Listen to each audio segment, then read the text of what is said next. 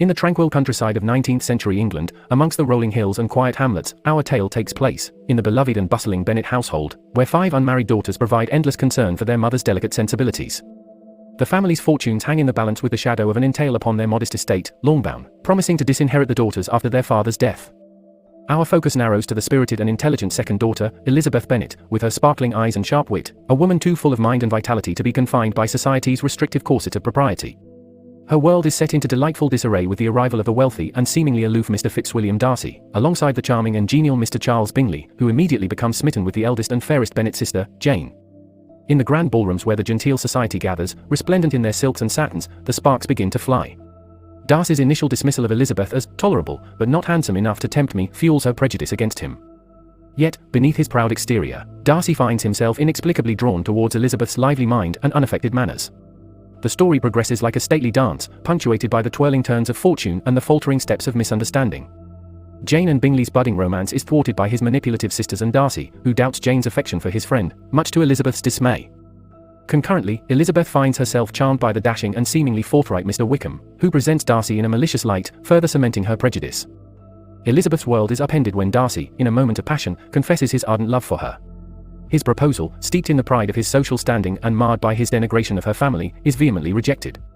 Stung, he pens a letter, providing perspective on the allegations made by Wickham, revealing him to be a deceitful opportunist, and admitting his interference in Bingley's relationship with Jane. Elizabeth is humbled, her prejudice unveiled, and her feelings towards Darcy begin to shift. Upon visiting Darcy's estate, Pemberley, and hearing accounts of his true character, she finds herself gravitating towards him. Yet, the path to love is further complicated by the scandalous elopement of her youngest sister, Lydia, with the villainous Wickham, threatening to tarnish the family's reputation. In a twist, it is Darcy who, unbeknownst to Elizabeth, salvages the situation, forcing Wickham to marry Lydia, thus saving the Bennets from social ostracization. When Elizabeth learns of Darcy's intervention, she is moved by the depth of his love and generosity. In the end, the dashing Mr. Bingley returns to propose to a joyous Jane, having overcome his susceptibility to his sisters and Darcy's misguided counsel. Finally, the tale culminates in a second, far more humble proposal from Darcy to Elizabeth. Stripped of his earlier pride, and meeting an Elizabeth free of her initial prejudices, their love story beautifully converges, a testament to the transformative power of understanding and respect. The story of Pride and Prejudice is an intricate dance of societal norms, love, and understanding, set against the backdrop of the English countryside. It underscores the importance of looking beyond surface impressions, the destructive nature of unchecked pride and unfounded prejudice, and the power of love to transform and transcend. Through the radiant figure of Elizabeth Bennet and the enigmatic Mr. Darcy, Jane Austen weaves a compelling narrative that delves deep into the heart of human nature and its capacity for change. Elizabeth, once the woman who declared she dearly loved a laugh, finds depth in her character through her journey of self-discovery, as she grapples with her erroneous judgments about Darcy and Wickham. She grows, not just in her love for Darcy, but in her understanding of herself and the world around her. On the other hand, Darcy, the man whose grand estate, Pemberley, is said to be a reflection of his own character, large, grand, and tastefully refined, undergoes a transformation no less profound.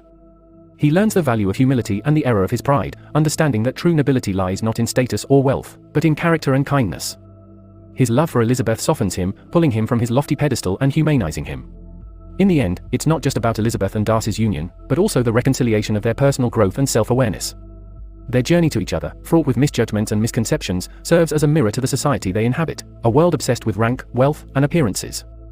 Their love story is a triumph of genuine affection and understanding over societal constraints, a dance that begins awkwardly but ends in perfect harmony. The vibrant cast of characters that surround them, the charmingly scatterbrained Mrs. Bennet, the aloof Mr. Bennet, the pompous Mr. Collins, and the deceptively charming Wickham, all serve as foils, highlighting their growth and the depth of their love.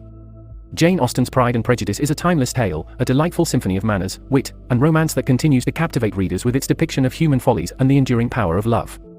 From the bustling Bennet household to the grandeur of Pemberley, every scene and character leaps off the pages, pulling us into a world where love ultimately triumphs over pride and prejudice.